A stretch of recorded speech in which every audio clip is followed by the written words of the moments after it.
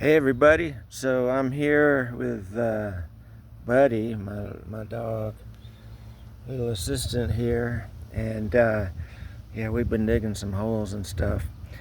I'm out here in a small town of Grants, New Mexico, actually outside of Grants, which is west of Albuquerque. So I'm definitely in the desert, and I'm digging in the caliche here. It's incredible. It's incredible. I'm thinking maybe if you add feldspar to it and then you fire it, the ground itself could be like a piece of pottery. That would be interesting. But that's not what I'm here to talk about. I'm here to talk about what I always talk about whenever I decide that I have to use the little camera to talk, and that is uh, blockchain. Okay, so what's the difference between blockchain and cryptocurrency?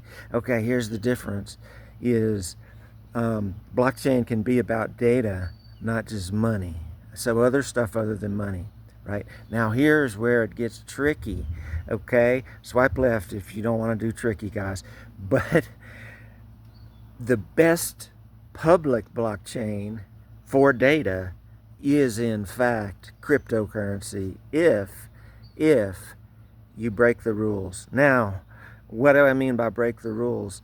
You don't worry about the intention of the creators of the cryptocurrency as long as the miners are willing to accept your transaction. It can be anything you want, and there's many currencies you can use. And um, you, if I say one of them, you'll immediately think about some sort of pump and dump day trading scam where I'm going to convince you that I'm an expert so that I can do a little pump and dump. But those guys are idiots. Those guys are not experts. I am the true expert here in rural New Mexico, and I can show you that, okay? And you say, "Oh, John, you can't show me. No one can ever know anything." No, it's possible to know things. You have to be able to do things like actually read the Satoshi Nakamoto white paper about what Bitcoin was intended to do, and understand that there's a little dog, and understand that it can even do more, and maybe there's more possible. But look, here's the bottom line, and the dog is walking away. Um, I'll you can use we can get away from the predatory social media that they're literally. I mean, I just watched Sean Parker talking about Facebook. So literally, the algorithm makes you upset, just as consumerism makes you upset. So you've been trained to be outraged all the time at the wrong thing. Okay, so step one, let's not be upset, and then step two, think about how could we do things differently. And what I'm arguing is that there's now a new medium which is possible, but the there's a lot of people who are sort of academic or industry gatekeepers that don't like to talk about this because there's no place for them to take a rentier profit as there would have been in the obviously corrupt media that could be shut off at any point. So by building a distributed network, I don't know if anybody saw that show Silicon Valley, right? There was a scene in Silicon Valley where the rich guy was picking up his kid after school. He was at the wrong school with his car. And anyway, and then he was telling Richard that he was basically gay, and which is it's all part of the show.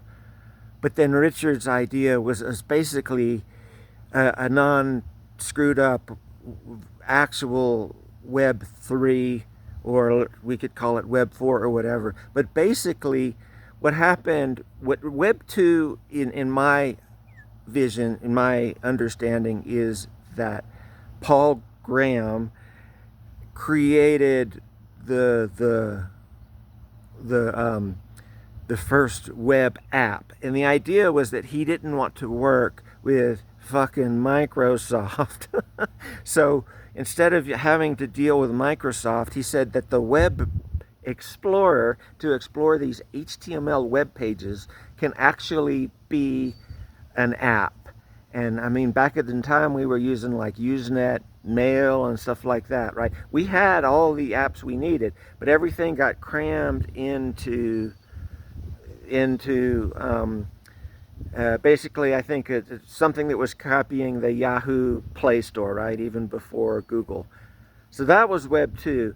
But Web 2 has now, in the way that Marshall McLuhan would say, has reversed into what we are experiencing right now, which is predatory and centralized. And in order to make, you know,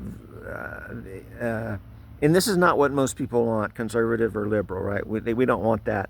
So Web 3 is the next thing. But you have to actually learn to use the computer yourself. But it's not the stupid fucking Windows version, and it's not the crazy Web 2 version. This version can be something calm and peaceful because there's no capitalistic market. Oh no, look, John, he's a communist.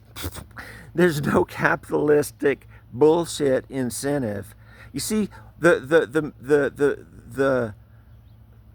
investors like Elon Musk or Peter Thiel, they want that golden calf with the 20x or 100x, exit, right? And they're willing to, and then everything else is expected to fail. But you only get that if you're charging money. This is why I don't see. I mean, AI is really, really neat, and I use it a lot. But I don't see. I mean, if you're going to charge me for cycles, and we're going to be honest, I'm going to figure out how to use it so efficiently that you wouldn't need to build all these data centers that you're saying you're building. I used to work in data centers, so I understand capacity.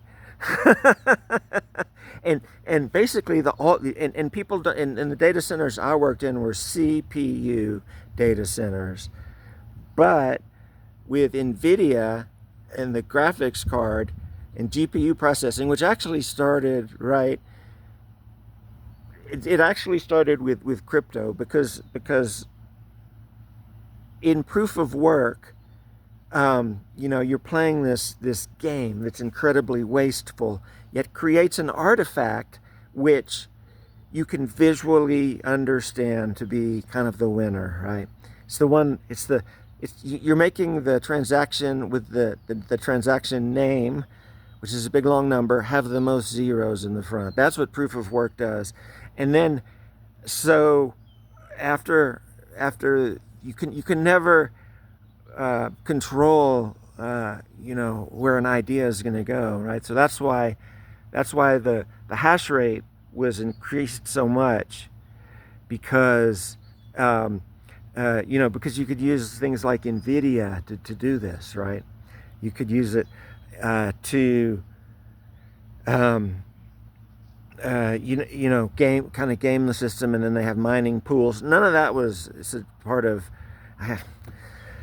I want to say Satoshi Vision, but that's something that's different. And so, but nevertheless, that technology took off, and that's what gave NVIDIA its start. Then, when the LLM thing happened, the large language model approach to AI took off because it could create human readable conversation with a big enough database, basically, right? As long as you have enough indexes in there, then you throw that same GPU processor at it, and it comes up with what it comes up with, right? And so, but you don't need all those data centers for that. But we could control them. Anyway, I don't know why I started talking about AI. Probably to get clicks on this video or whatever this is supposed to be. I don't know. I mean, so see, I don't like the medium that I'm going to be hoisting this onto, and I don't. I'm excited about a new medium that I can't show you on this happy little screen, but you know, uh, if you're watching this, there'll be something somewhere else to show you, like a little link, right? Hey, you have a happy day. All right, that's it.